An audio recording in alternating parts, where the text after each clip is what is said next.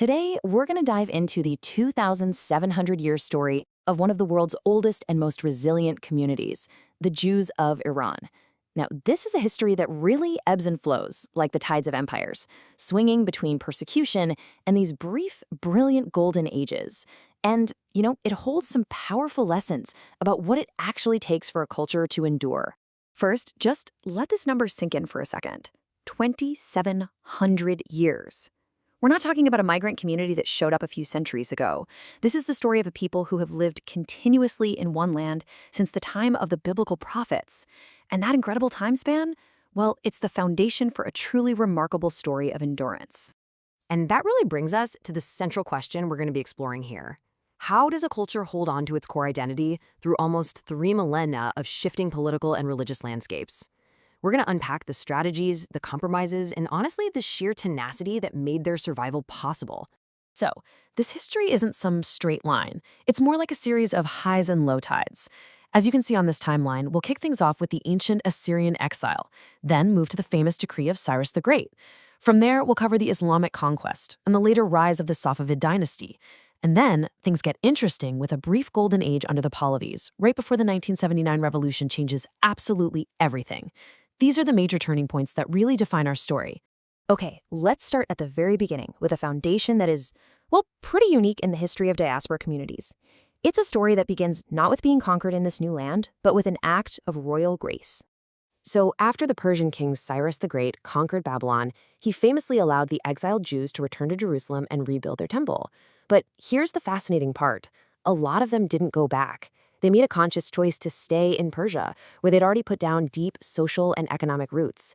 That single decision transformed Iran from a land of exile into a permanent, vibrant center of Jewish life. This quote from the Book of Ezra captures that exact moment. And look, this declaration isn't just some historical footnote. It's the foundational document of state-sponsored religious tolerance that allowed the community to flourish. It set a precedent for coexistence that would really define their first 1,000 years in Persia. But as you can probably guess, that era of tolerance, well, it didn't last forever. The tide turned, and it turned dramatically.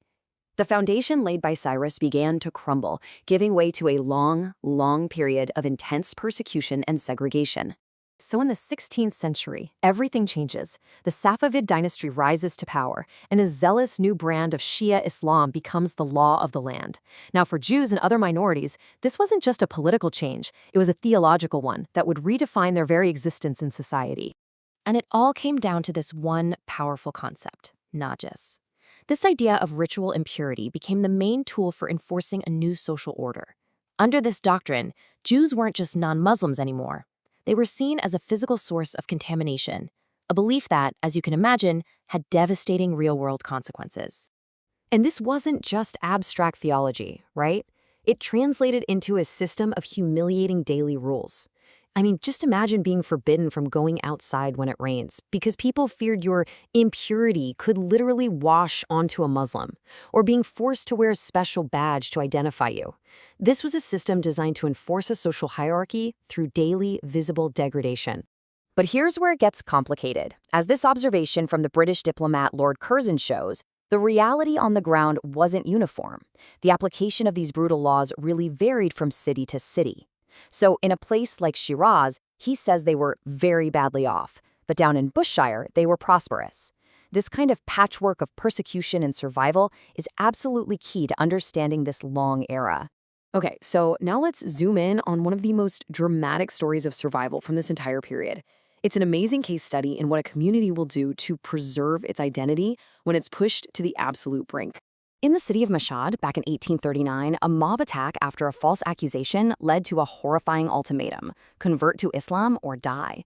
The entire Jewish community, about 2,000 people, formally converted. But this was not the end of their story. No, it was the beginning of a double life that would last for over 100 years. So how on earth did they do it? They developed this incredibly sophisticated 3-part strategy. First up was public compliance. They went to the mosque, they took on Muslim names. Then there was secret observance. In hidden basements, they ran synagogues and held religious classes. And third, to protect their community, they practiced preventative marriage, arranging marriages for their children with other secretly Jewish families from a young age. It was an absolute masterpiece of communal resistance. So, after centuries living in the shadows, the 20th century brought a sudden, almost blinding light. The tide turned again, big time, ushering in a period of unprecedented freedom and opportunity that many still remember as a true golden age. This table here really shows you the sheer speed of the transformation under the secular Pahlavi dynasty. Just look at the contrast. Under legal status, they went from being second-class citizens, or dhimmis, to fully equal citizens under the law. Under residency, ghettos were gone, replaced with freedom. The special poll tax was abolished, and they suddenly had full access to universities in the military. It was a complete legal and social revolution.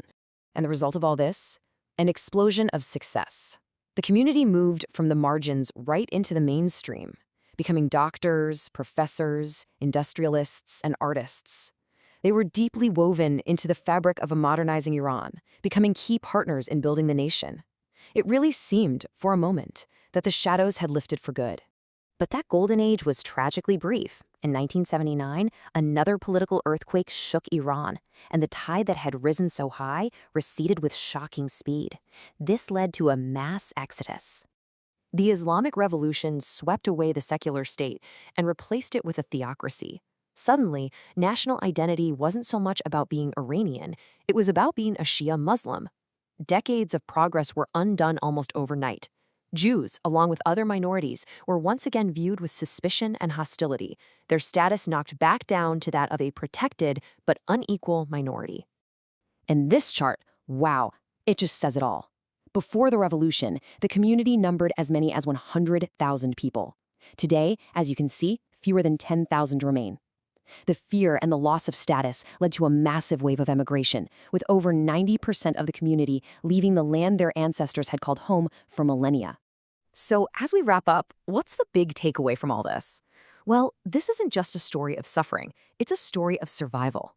The Jews of Iran mastered this incredible balancing act. They deeply absorbed Persian culture, the language, the music, the poetry, but they never fully assimilated. They managed to become deeply Iranian without ever ceasing to be Jewish. They bent with the political winds, for sure, but their core identity never broke. And that leaves us with a final thought to chew on. This 2,700-year epic of light and shadows offers a powerful lesson. It forces us to ask what it truly takes for a culture to endure against all odds. And it serves as a pretty stark reminder of just how fragile the balance between the state, religion, and the identity of a people can really be.